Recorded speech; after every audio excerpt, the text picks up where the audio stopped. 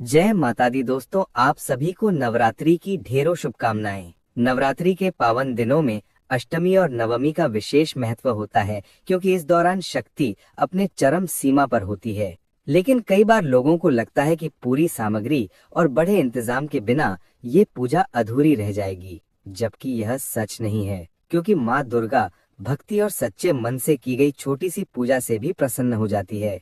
आज की इस वीडियो में मैं आप सभी को सबसे आसान और सरल तरीके से अष्टमी और नवमी का पूजन आप कैसे कर सकते हैं यही दिखाऊंगी। क्योंकि कई सारे मेरे ऐसे भाई बहन हैं जिनके बच्चे छोटे हैं, या कई मेरी बहनें ऐसी हैं जो बाहर नौकरी करती हैं।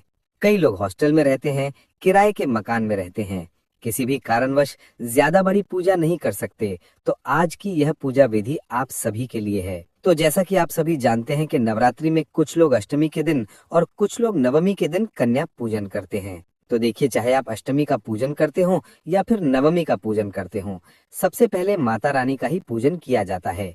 किस विधि से माता रानी को भोग लगाएं और कैसे हम माता रानी की पूजा करने के बाद कन्या पूजन करेंगे, तो देखिए, अष्टमी हो या नवमी, दोनों की ही पूजा विधि सेम ही रहेगी। तो इस दिन सुबह में सबसे पहले उठकर स्नान आदि से निवृत्त होने के बाद सबसे पहले हम माता रानी के लिए भोग ही तैयार करेंगे। और भोग में हमें काले चने, हलवा पूरी इत्यादि बनाना है। कोशिश कीजिएगा कि देसी घी में ही तैयार करें। अब देखिए, शाम की पूजा का जो सामान है जो पहले से चौकी पर लगा हुआ है, सबसे पहले तो हम इन्हें साफ कर लेंगे। जैसे कि जल का लोटा, पूजा में चढ़ाए गए चावल, पुष्प इत्यादि आपने जो कुछ भी चढ़ाया हुआ है, इन्हें हम साफ करेंगे। लेकिन बहुत ही ध्यान से इन्हें साफ करें, हटाएं। क्योंकि चौकी पर जो भी आपने स्थापना की हुई है, चाहे वो जवारे हो या अखंड जोत हो या कलश हो, किसी भी वस्तु को हमें हिलाना नहीं है। क्योंकि जब हम इनका विसर्जन करते हैं, उससे थोड़े समय पहले ही इन चीजों को हिलाया जाता है। तो विसर्जन देखिए, दशहरे के दिन ही किया जाता है। अष्टमी और नवमी पर विसर्जन नहीं किया जाता है। तो इस तरीके से ही बिना चीजों को हिलाए बहुत ही ध्यान से हम चौकी के सामान को हटा लेंगे, साफ कर लेंगे। और अब सबसे पहले जल और पुष्प की सहायता से स्नान के भाव से हम सभी को छींटा देंगे। प्रथम पूजनीय भगवान श्री गणेश और माता रानी को भी, साथ ही में जवारे अगर आपने बोए हैं तो उन्हें भी सींचें। मैं यहाँ पर आसान पूजा विधि दिखा रही हूँ। जिन्होंने जवारे बोए हैं और जिन्होंने जवारे नहीं बोए हैं, दोनों ही इसी तरीके से पूजन कर सकते हैं। अब देखिए, वस्त्र के भाव से हम यहाँ पर सभी को कलावा समर्पित करेंगे। सबसे पहले भगवान श्री गणेश जी को, और इसके बाद हम माता रानी के ऊपर चढ़ाई हुई जो पुरानी चुनरी है उन्हें हटाकर माता रानी को इस दिन नई चुनरी समर्पित करेंगे। और इसके बाद हम माता रानी को कलावा समर्पित करेंगे। ये देखिए दोस्तों, माता रानी कितनी सुंदर लग रहे हैं। और देखिए, बहुत से लोग पहले दिन ही कलावा समर्पित कर देते हैं, हर रोज नहीं करते हैं। तो अष्टमी और नवमी के दिन आप जरूर ही कलावा और नई चुनरी समर्पित कीजिएगा। इसके बाद में गणेश जी और माता रानी, जवारों और दीप कलश सभी को हम चंदन और रोली से टीका करेंगे। सभी को टीका करने के बाद अब हम सभी को अक्षत चढ़ाएंगे, यानी कि चावल समर्पित करेंगे। अगर आपने नवग्रह या षोडश मातिकाएं बनाई हैं तो उनका भी विधिवत पूजन करें। इन्हें बिल्कुल भी हिलाएं नहीं, क्योंकि इन्हें भी विसर्जन के दिन ही हिलाया जाता है। अब हम प्रथम पूजनीय भगवान श्री गणेश को जनेऊ समर्पित करेंगे, धूप, घास और हल्दी समर्पित करेंगे। और अब मैं यहाँ पर माता रानी को लाल गुलाब और गुड़हल समर्पित कर रही हूँ। अगर आपको इस दिन लाल रंग के पुष्प ना मिले तो आप गेंदे के पुष्प भी समर्पित कर सकते हैं। गेंदे के पुष्प हर एक देवी देवता को समर्पित किए जा सकते हैं।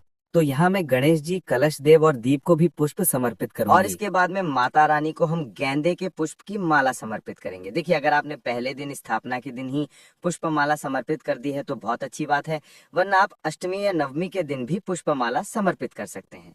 अब देखिए, अष्टमी या नवमी जिस भी दिन हम कन्या पूजन करते हैं, उस दिन माता रानी को विशेष भोग समर्पित किया जाता है, जिसमें काले चने, हलवा पूड़ी आदि विशेष होते हैं। इसके साथ ही आप चाहें तो कोई ऋतुफल या मिठाई, लड्डू भी ले सकते हैं। अगर आप मार्केट नहीं जा सकते हैं, लड्डू नहीं है, तो ऐसे में आप बताशे और लौंग का भोग भी समर्पित कर सकते हैं। लौंग और बताशे का भोज माता रानी को सर्वाधिक प्रिय है। इसके अलावा अगर आपके घर पर कोई अलग से पकवान बने हैं जो शुद्ध और सात्विक भोजन हो, तो आप वो भी माता रानी को समर्पित कर सकते हैं।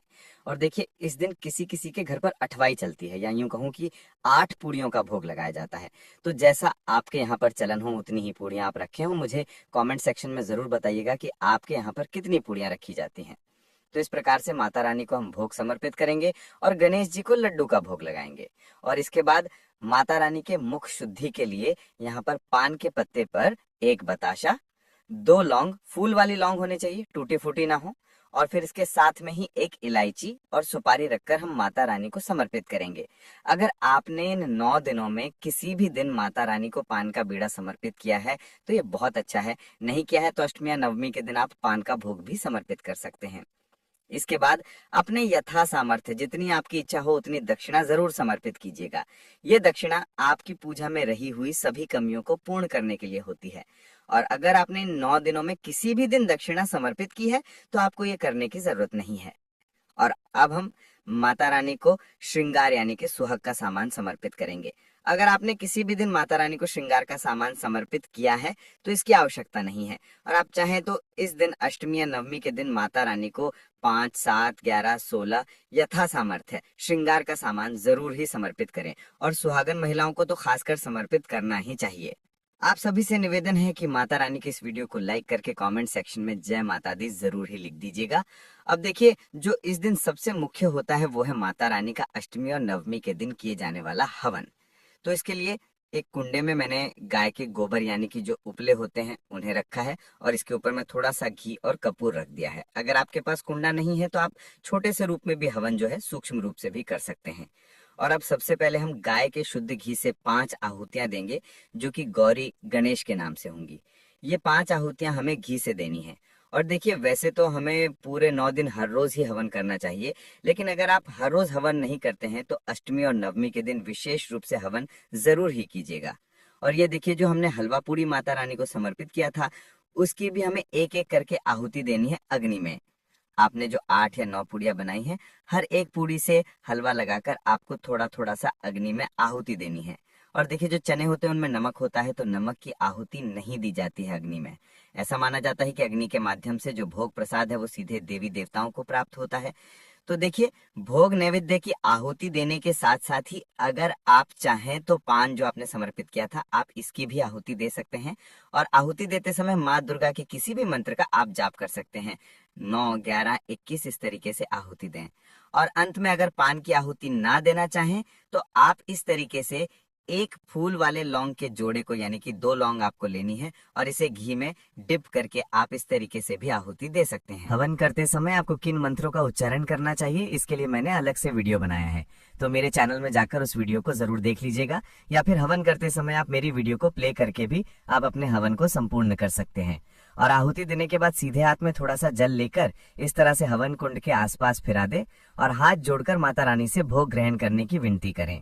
अब देखिए, 9 दिनों में आपने किसी भी प्रकार के माता रानी से संबंधित पुस्तक का पाठ किया है, जैसे कि दुर्गा चालीसा, दुर्गा सप्तशती हो गई, रामायण या रामचरितमानस का अगर आपने पाठ किया है तो आपको अष्टमी या नवमी वाले दिन इन्हें संपूर्ण करना होता है। तो इसके लिए आप एक लोटा जल भरकर चौकी पर रख दें और सीधे हाथ में अक्षत या पुष्प लेकर इस पाठ को करें। और पाठ करने के बाद बड़े ही प्रेम भाव से हम सभी की गणपति जी, माता रानी, कलश देव और अगर आपने जवारे बोए हैं तो उन सभी की आरती उतारेंगे। अम्बे तू है जगदम्बे काली, जय दुर्गे खप्पर वाली, तेरे ही गुण गाए भारती, ओ मैया हम सब उतारे तेरी आरती। और आरती करने के बाद सीधे हाथ में थोड़ा सा जल लेकर चौकी के आसपास फिराकर हम पूजा का आचमन कर लेंगे और हाथ जोड़कर माता रानी से क्षमा याचना करेंगे कि हे मैया, अगर इन 9 दिनों में हमसे या हमारे परिवार से किसी भी सदस्य से कोई भी भूल चूक हो गई है या आपकी पूजा में पाठ में कोई भी कमी रह गई है तो कृपया करके हमें बालक समझकर क्षमा करें और अपनी कृपा दृष्टि और अपना आशीर्वाद हमेशा हम पर बनाए रखिएगा। अब देखिए, जो आपने हवन किया था इस हवन के कुंडे को ले जाकर घर के हर एक कोने में घुमा दीजिए ताकि जितनी भी नकारात्मक ऊर्जाएं हैं वो घर से बाहर चली जाएंगी और सकारात्मक ऊर्जा का घर में वास होगा।